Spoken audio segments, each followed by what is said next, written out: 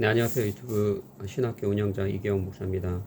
네, 오늘은 사랑침례교회 정동수 목사님이 이단으로 정죄된 것에 대해서 좀 살펴보려고 합니다.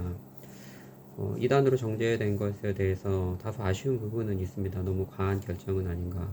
신천지라든지 하나님의 교회, 여호와 증인은 명백한 이단이지만 정동수 목사님 같은 경우는 우리가 공유하는 교리도 비슷한데 좀 다소 과한 결정은 아닌가 그런 생각이 들기도 하지만 그러나 이단으로 정죄되기에 이르기까지 그 근본적인 원인을 제공한 분은 바로 정동수 목사님이라고 생각을 합니다. 그래서 고소하고 고발하고 또 여러 다른 유튜브 채널을 만들어서 또 변명하고 해명하기보다도 저는 이 영상을 보고 본인이 뭐가 잘못됐는지 좀 분명하게 깨달았으면 좋겠고요. 회개하고 한국교회 앞에 사과할 부분이 많다. 저는 그런 생각을 합니다.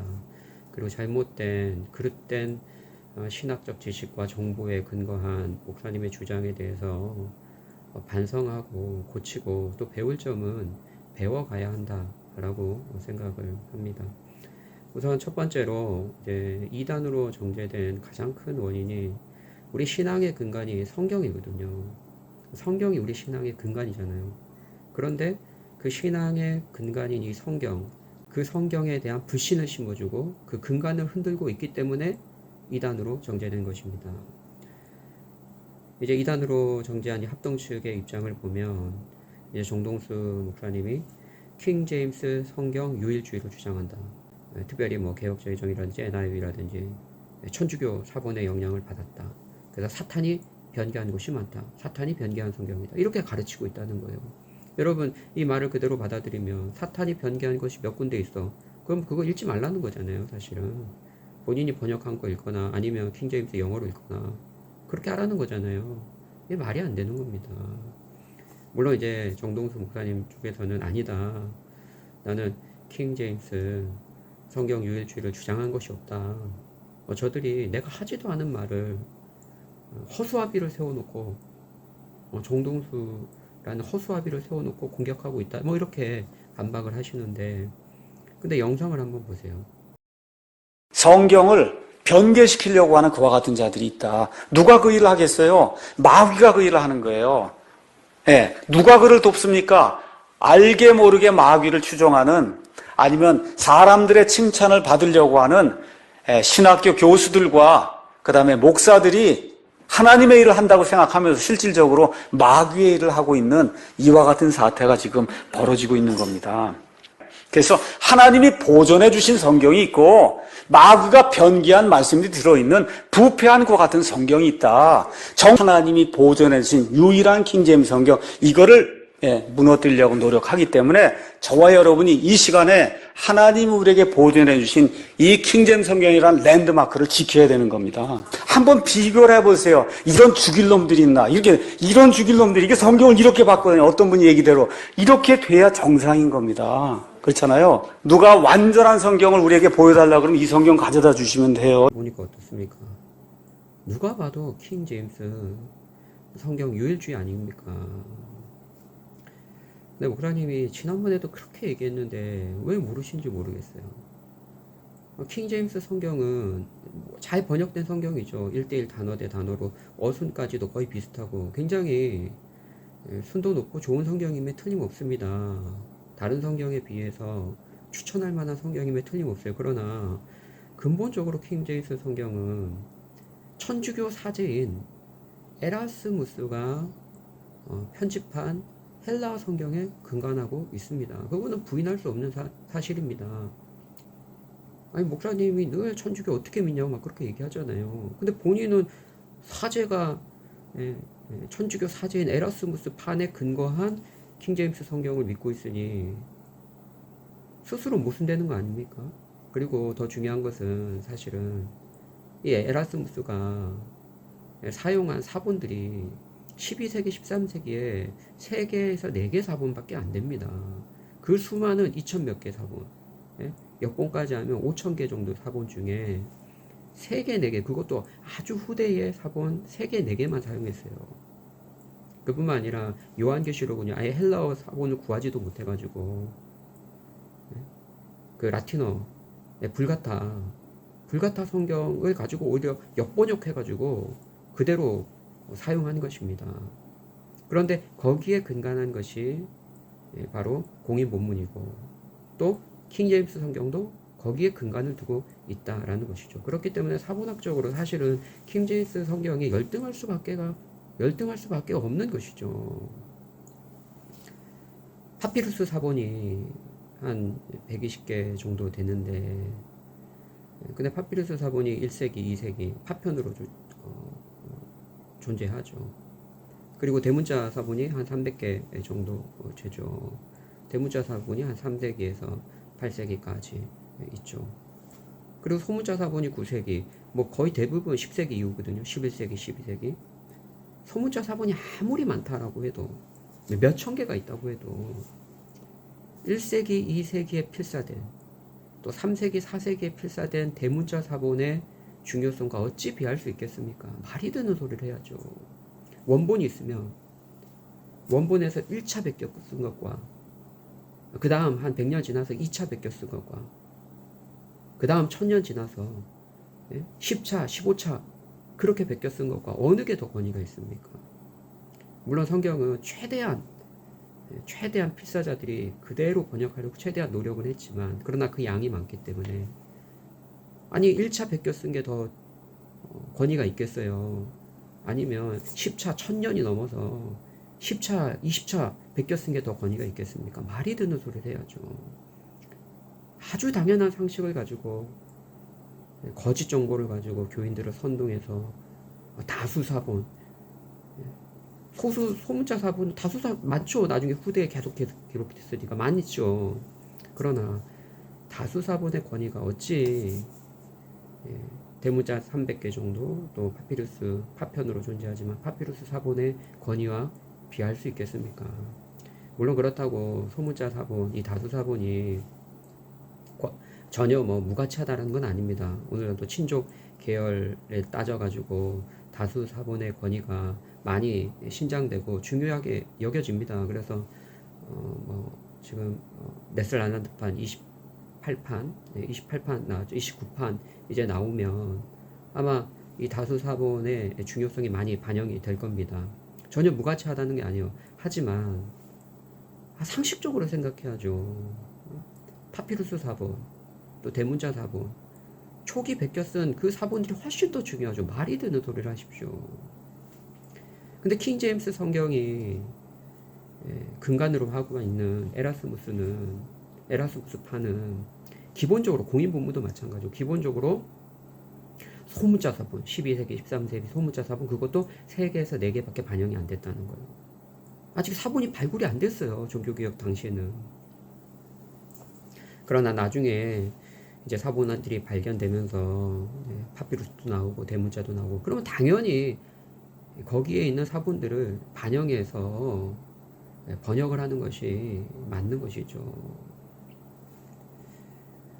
우리 성경에 대한 우리의 신앙은 100% 무하다는 것은 원본만 100% 무하다라는 거예요. 제가 지난번에도 말씀드렸는데 이거는 존 메가더 목사님, 목사님이 존경하는 대부분의 개혁주의 목사님들이 다 그런 입장을 지지하고 있고 시카고 선언문 보면 나옵니다.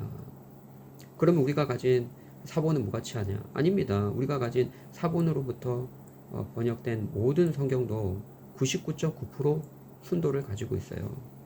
그래서 그 디모데 후서 3장 15절 16절 그리스도 예수 안에서 구원에 이르는 지식을 주는 것, 또 교훈과 책망과 바르게 한 것, 의로 교육하게 유익한 것, 그리고 하나님 사람 온전하게 하는 것, 이 구원의 기능과 성화의 기능을 하는데 조금도 부족하지 않습니다.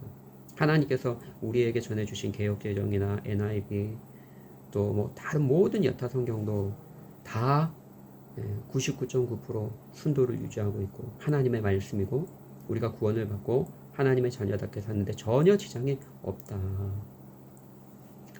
다만 100% 무호성은 성경 원본에만 존재한다라는 거예요. 그 왜 하나님께서 그렇게 중요한 원본을 우리에게 주시지 않았을까요?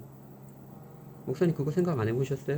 하나님은 전능하신 분인데 해해지지 않고 썩지 않게 부패되지 않게 원본 그대로 우리에게 깔끔하게 전해주실 수 있잖아요. 그러면 뭐 이문도 없고 이거 갖고 그냥 그대로 번역해서 우리가 읽으면 되잖아요. 근데 왜 하나님이 원본을 주시지 않았겠냐고요. 그 이유가 있습니다.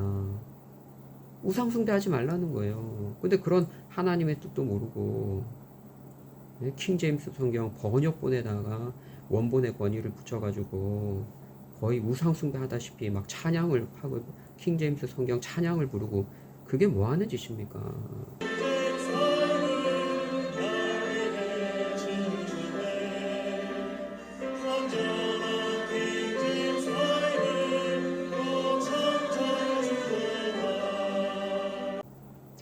그 내용을 우리가 귀하게 받고, 그죠? 그리고 모든 성경, 뭐 킹제임스뿐만 아니라 모든 성경이 순도 높게 하나님의 말씀을 간직하고 있기 때문에 귀하게 생각하는 것이지, 어떤 번역본 하나를 이것만이 하나님이 100% 보존하셨다라고 이렇게 주장하면서 마치 찬양을 부르고, 이게 거의 우상숭배와 다를 바 뭐가 있냐 이거죠. 진짜 회개하셔야 됩니다. 제가 볼 때는. 우리 침례교회는 프로테스탄트가 아닙니다. 가톨릭에서 간과하고 나온 게 아니고 초대교회부터 계속해서 이어져 오는 우리들의 모임이에요. 구약시대에는 의식 예배를 드렸어요. 종 땡 치고 제사장이 나와서 촛불을 하고. 근데 예수님이 오신 이후에 신약교회가 되면서 사도 바울, 에베소교회, 고린도교회 특징이 뭐냐? 의식 예배 같은 게 사라진 거예요. 그래서 천주교회는 의식 예배를 드리고, 천주교에서 나온 프로테스탄트는 지금까지도 의식 예배를 드리고 있어요. 교회의 역사에 대해서 완전 무시한 것이죠. 아니 기독교가 있으면 기독교 안에 구교와 신교가 있죠. 구교 카톨릭이 있고, 그리고 신교 프로테스탄트 개신교가 있는 거예요. 물론 이제 형식적으로는 구교에서 나왔지만 이 개신교는 이제 사도적 신앙을 다시금 복원하고 쫓아가는 거죠. 근데 이 개신교 안에 장로교도 있고 침례교 있고 감리교, 오순절, 성공회 이렇게 다 포함되어 있는 겁니다. 개신교 안에. 이건 아주 기본이고 상식인데, 근데 우리 침례교는 개신교와 다르다 이런 식으로 주장하는 것은 너무나 어이가 없는 것이죠. 목사님, 침례교가 사실은 칼빈주의에 입각한 청교도들, 그 영국의 청교도들의 분리주의자들이 나온 게 사실은 침례교입니다. 그들이 주장한 게 유아 세례 안 된다. 그리고 또 꼭 침례로 해야 된다. 또 신앙의 좀 자유를 많이 강조하고, 또 교회 정치에 있어서 회중 정치를 강조한 것이죠. 그 정도 다른 거예요. 사실은 근본적으로 칼빈주의의 영향이 있습니다. 칼빈주의를 근간으로 하고 있습니다. 그 신학이. 목사님 잘 알지도 못하면서 신학이 완전히 다른 것처럼 얘기하는데, 침례교도 근본적으로 칼빈주의의 근간을 두고 있다라는 거예요. 대표적으로 침례교에서 가장 유명한 목사님이 누굽니까? 찰스 스펄전 목사님이잖아요. 근데 찰스 스펄전 목사님이 칼빈주의에 기초하고 있어요. 그래서 예종론도 그대로 믿습니다. 칼빈이 얘기한 것처럼 성경을 근간으로 해서. 그래서 예종론을 부인하는 자들은 어리석고 무지한 자들이라고 그렇게 비난까지 하고 있어요. 찰스 스펄전 목사님을 존경하는 것처럼 얘기하고. 그러니까 이게 앞뒤가 안 맞는 거예요. 앞뒤가 안 맞고 신학에 제가 볼 때는 근간이 없는 거예요. 왔다 갔다 왔다 갔다. 그리고 장로교를 비롯한 개신교단은 천주교처럼 의식 중심이다 그렇게 얘기하는데, 이게 잘 모르고 하시는 말씀인데, 천주교가 의식 중심의 교회라고 하는 것은 칠성례가 있기 때문에 그렇게 얘기하는 거예요. 근데 우리는 예수님이 정하신 성례 2가지만, 그죠? 세례와 성찬만 인정하죠. 그래서 개신교는 의식 중심의 교회라고 말할 수 없어요. 우리 개신교는 모두가 말씀을 가장 중요하게 생각합니다. 설교, 하나님의 말씀을 풀어주는 걸 가장 중요하게 생각해요. 그래서 목사님네 교회만 뭐 말씀 중심의 교회가 아니라 다 모든 개신교는 사실은 말씀 중심의 교회입니다. 다만 예배의 순서들은 있죠.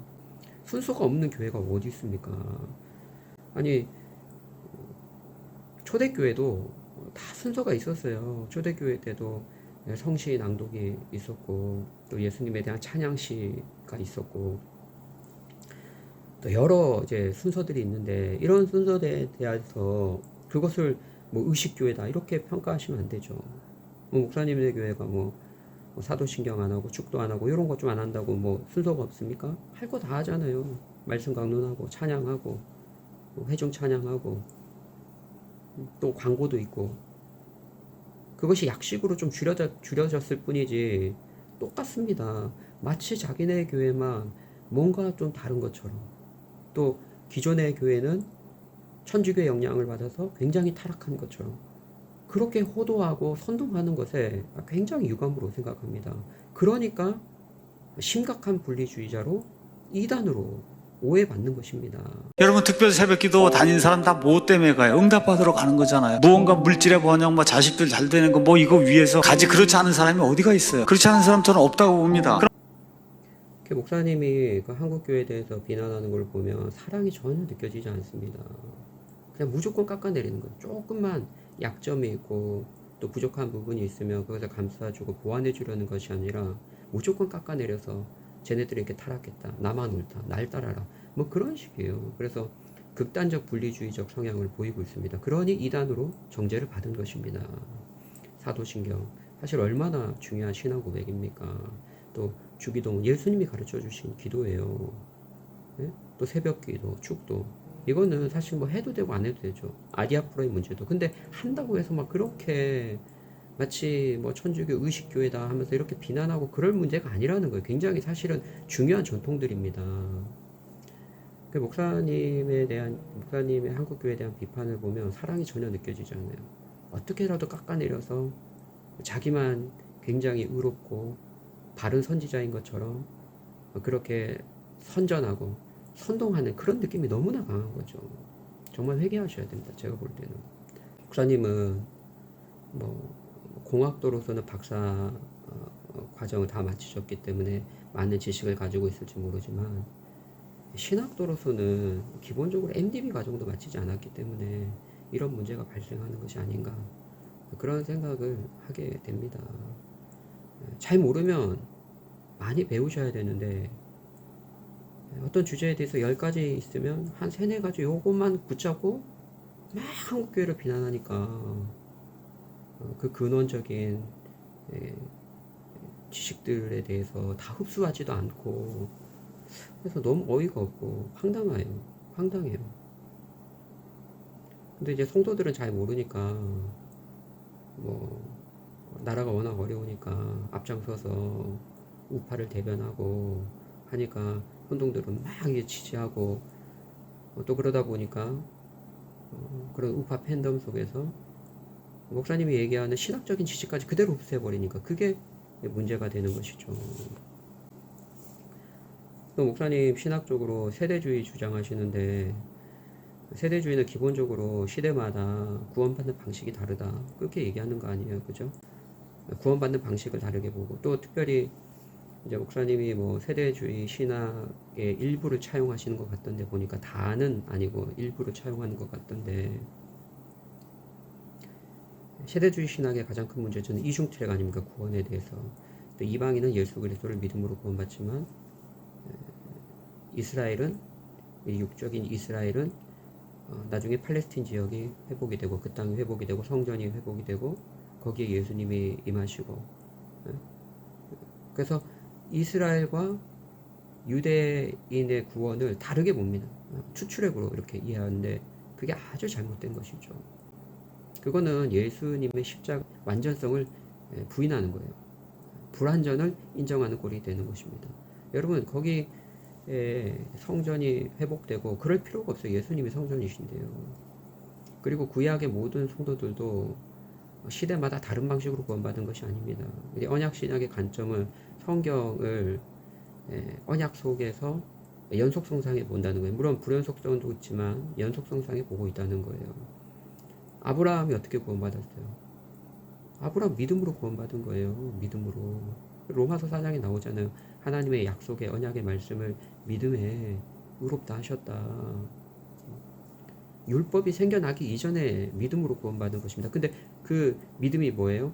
그 믿음이 사실은 언약 시에 대한 믿음이고 예수님에 대한 믿음이에요. 그래서 예수님이 오시기 전에 모든 구약의 백성들은 예수님을 장차 오실 예수님을 믿음으로 바라봄으로.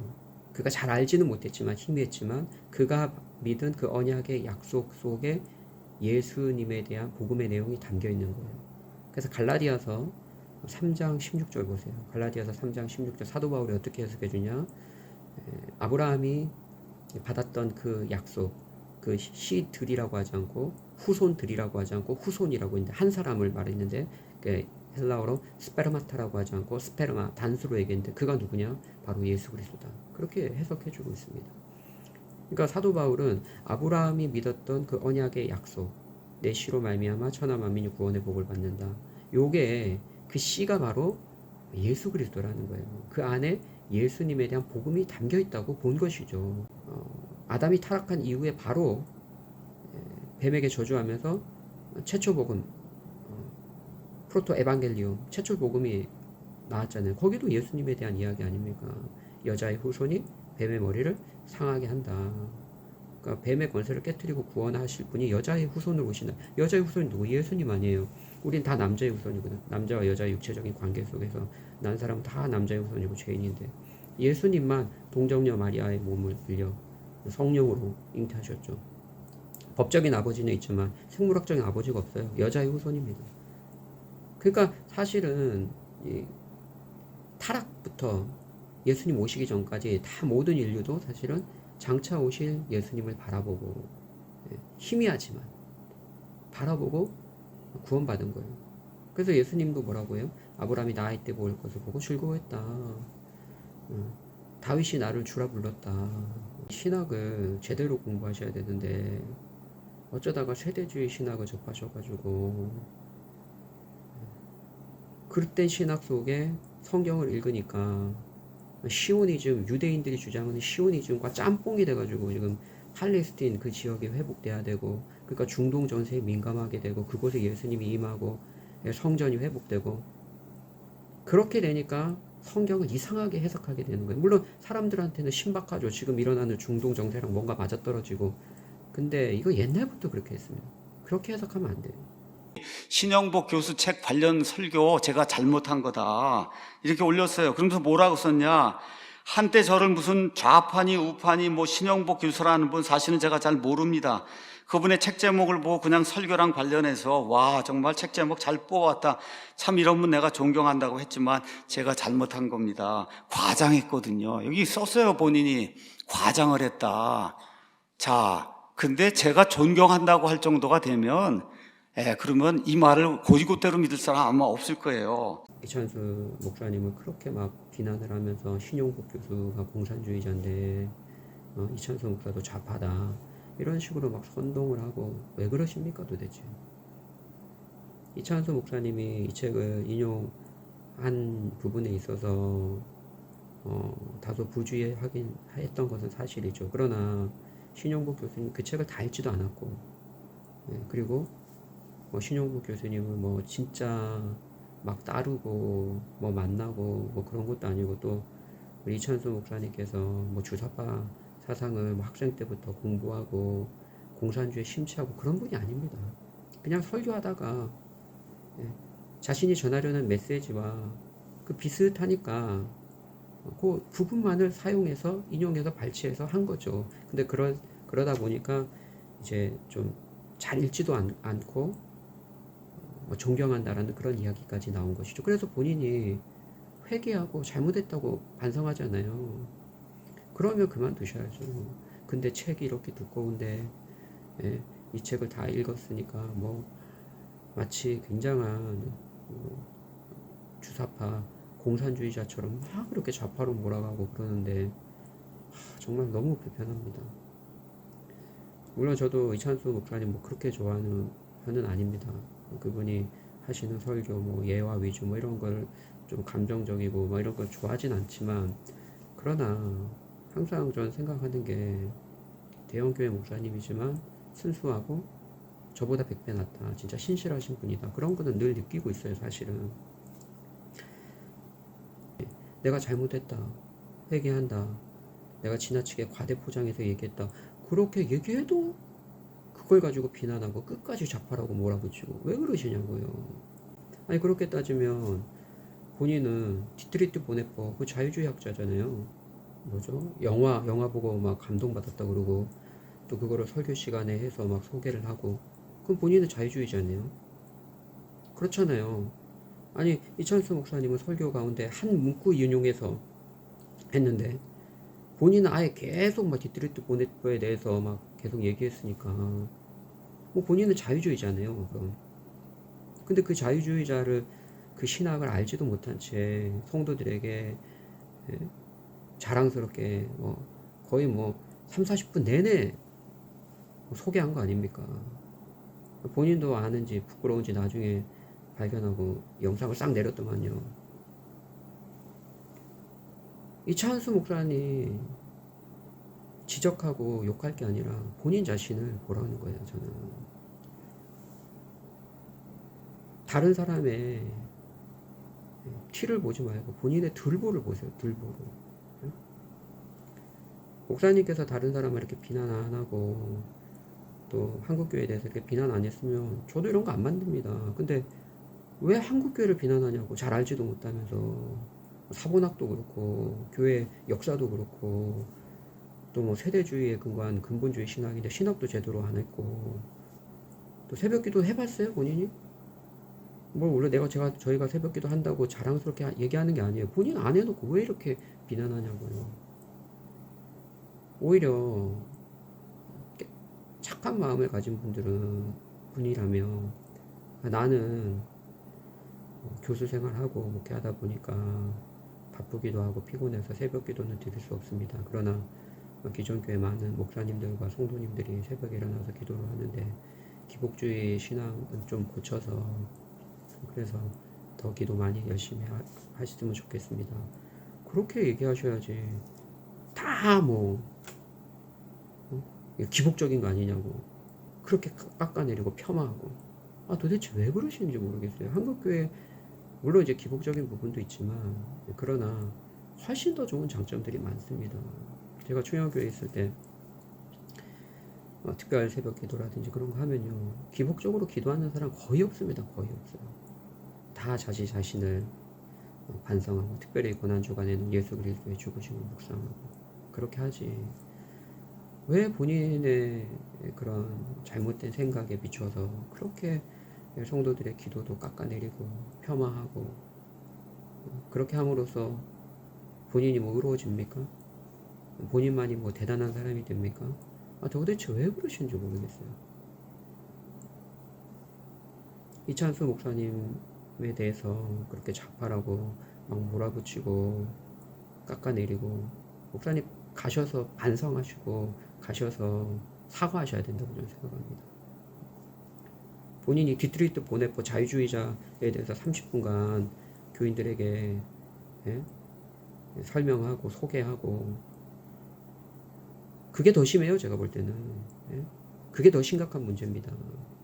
본인의 들보는 보지 못하고 남의 눈에 튀는 뭐 침소봉대해서 막 깎아내리고 비난하고 특별히 한국교회에서 교회에 대해서 거짓되고 잘못된 증거를 가지고 정보를 가지고 깎아내리니까 제가 이런 영상 올리는 거 저도 바빠요. 저도 이런 거 올리기 싫습니다. 근데 목사님이 계속 선동을 하니까 좌파를 싫어하면서 왜 좌파들의 잘못된 습관들을 본받습니까? 거짓된 정보를 왜 선동을 하냐고요. 그리고 제가 알려드렸잖아요. 그 사보나 그 팔림세스트 이런 거 다 잘못된 거라고 제가 신의 사본 보여주면서도 올렸잖아요. 그러면 죄송합니다. 제가 사본에 대해서 무지했습니다. 적어도 회개는 하셔야죠. 공개적으로 사과하셔야죠. 그래도 이찬수 목사님은 막 이렇게 공격이 들어오니까 자기가 이 책을 다 읽어보지도 못하고 성급하게 과대 포장해서 적용했다. 정말 훌륭하신 분입니다. 제가 볼 때 진짜 이찬수 목사님 진짜 훌륭하신 분이에요. 이렇게 하기 쉽지 않거든요. 근데 목사님 끝까지 회개 안 하잖아요. 목사님 끝까지 자기 잘못했다고 안 하잖아요. 자기가 분명히 사탄이 변개하거나 신학자들이 마귀의 영향을 받았다 뭐 이런 극단적인 얘기를 해놓고도 나는 그런 적이 없다. 나는 킹제임스 유일주의가 아니다. 변명만 들어놓고.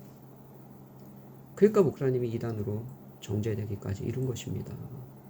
회개를 하고 공개적으로 사과를 하고 그리고 잘못된 것들은 고치고 또 배워가고 그러시면 문제될 게 없어요. 또 다른 사람 비난하지 말고 제발 좀 한국교회에 작은 또 고쳐야 될 점 있죠. 왜 없습니까? 우리도 알죠. 고치려고 노력하죠. 근데 왜 이렇게 깎아내리고 비난하고 무너뜨리려고 하냐고요. 그리고 최근에 뭐 장동혁 대표에게 드리는 뭐 충원, 뭐 배신의 정치를 끊어라, 뭐 이런 거를 막 설교 제목에 올려가지고. 근데 과연 하나님의 말씀을 전한다는 목사가 설교 제목을 장동혁 대표에게 드리는 충원, 이게 과연 합당한가? 그 내용도 거의 대부분 그런 내용인데, 배신의 정치를 하면 안 되는데 그런 내용인데, 그냥 정치 평론인데 그냥 성경 내용을 그냥 끌어와서 하는 거예요. 이거는 설교가 아닙니다, 목사님. 목사님 그런 내용은 장동혁 대표를 찾아가서 편지로 전해졌지, 아니면 본인이 만나서 이야기할 내용이지 거룩하신 하나님의 강단에서 얘기할 내용은 아닙니다. 물론 오늘날 우리 한국 사회가 또 정치적으로 볼 때 많이 위태로운 부분이 있죠. 또 우리 목사들은 하나님의 말씀의 가치에 입각해서 하나님을 대적하여 높아진 이론과 철학들 분별하고 가르쳐야 됩니다. 조심하라고. 그래서 종교다원주의라든지 또 공산주의, 동성애, 또 이슬람, 이런 교리들의 잘못된 부분들, 위험성 가르쳐야죠. 또 다른 선택을 할 수 있도록 우리가 지도를 해야죠. 그러나 이렇게 어떤 정치인의 이름을 실명을 거론해서 당신이 어떻게 정치를 해야 된다 이 얘기를 하고, 또 잘못된 그런 정치인들의 이름을 거론해서 찍지 말아야 된다 이렇게 공개적으로 하는 건 얼마나 위험한 일입니까? 좀 생각하셔야 돼요. 왜냐하면 자유진영에 있는 정치인들조차도 성경적인 가치관에 볼 때 또 비판받을 게 많거든요. 그걸 다 비판해요, 목사님? 목사님 윤석열 후보가 옛날에 후보 시절 있을 때 토론 나왔을 때 이 손바닥에 왕자 하고 나왔잖아요. 그거는 팩트 아니에요, 팩트. 거기에 대해서 비판하셨어요? 어떻게 왕자를, 이게 미신적인 주술적인 그런 걸 하고 나오냐, 비판하셨어요? 한마디도 안 하셨죠. 공산주의, 종교다원주의, 또 동성애, 이슬람의 위험, 이런 거 많이 얘기합니다. 자주 얘기해요. 그러나 한 사람의 실명을 거론해서 구체적인 어떤 정치적인 이슈에 대해서 계속 이렇게 이야기하고 마치 정치 논평가처럼 하는 거는 굉장히 신중해야 되고 주의해야 된다라는 것이죠. 왜냐하면 이 강단이 우리가 지금 뭐 말하고 싶은 내용들이 많이 있지만 이 강단은 초월적인 우리 인간의 상상으로 고안하지 못하는 하나님의 복음을 전하는 곳입니다. 예수 그리스도로 말미암아 완성된 하나님 나라의 복음을 전하는 곳이에요. 그래서 정치 이름을 실명을 거론하고 그가 어떻게 정치를 펼쳐나가야 되는지 그런 자신의 생각들을 얘기하고, 이게 과연 강단에서 설교자로서 합당한 설교 내용인가 한번 반성하셔야 됩니다. 제가 볼 때는. 예수님 당시에 유대인들이 예수님을 따를 때 가론 유다처럼 열혈 당원이 있었죠. 로마의 압제에 있기 때문에 예수님을 정치적인 메시아로, 예수님이 로마의 압제로부터 엄청난 군사력을 동원해서 자신들을 해방시켜준 마카비 혁명처럼 그런 정치적인 메시아를 기대했습니다. 그러나 예수님이 가져오는 나라는 이 땅에 속해 있지 않았다는 것이죠. 사도 바울이 복음을 전하러 다닐 때 여러분 로마가 얼마나 악했습니까? 로마의 압제 아래 동족 유대인도 고통받고 있었고, 그래도 로마 뒤집어야 된다, 깨부셔야 된다, 로마의 잘못된 그런 정치 체계에 대해서 비난 한 번도 안 해요. 오히려 복음을 전합니다. 물론 그렇다고 해서 오늘날 우리가 잘못된 정치 체계에 대해서 비난하면 안 된다 그런 얘기는 아니지만, 왜 사도 바울이 그러했는지 한번 잘 생각해 보시기 바랍니다. 우리가 강단에서 전해야 될 이 메시지는 이 땅의 것을 초월한다는 거. 예수 그리스도로 말미암아 완성되는 하나님의 나라입니다. 하나님을 대적하여 높아진 이론과 철학도 우리가 분별하고 가르쳐야 되지만, 그러나 어떤 특정한 정치인의 이름을 거명하고 또 거기에 대한 자신의 생각을 정치적으로 평론하고 이런 것들은 상당히 위험하다라고 말씀드리고 싶습니다. 제가 뭐 좀 주제 넘지만 이 설교와 설교자라는 마틴 로이드 존스 목사님인데, 마틴 로이드 존스 목사님이 2차 세계대전을 겪으면서 그렇게 큰 정치적인 그런 이념 대립 속에 있으면서도 왜 오직 예수 그리스도를 전했는가, 예수 그리스도로 말미암는 하나님 나라만을 전했는가 한번 잘 생각해 보시기 바랍니다. 이 책을 읽어 보시고. 그리고 목사님 존 칼빈 워낙 싫어하시니까 제가 얘기하진 않겠지만, 그리고 성경 무호성에 대한 도전의 독하다, 요거 한번 읽어보시면 성경, 우리 개혁주의가 이해하는 성경 무호가 뭔지 좀 아실 것 같고, 그리고 이거 웨인 그루뎀 제가 좋아하는 책인데 시스테메틱 디알로지, 요 60장까지 있는데 영어로 돼 있지만 번역본도 있습니다. 근데 영어 잘하시니까요, 하루에 한 챕터씩 한번 읽어보시기 바랍니다. 여러분, 대표적인 목사님 웨인 그루뎀이 대표적인 침례교 신학자입니다. 그런데 칼빈주의에 기초하고 있어요. 다 예정론 믿고 성경의 근거에서 교리를 입증하고 있고, 그리고 그 교리가 기독교 역사상 어떻게 진행되어 왔는지 굉장히 훌륭한 책입니다. 탁월한 책입니다.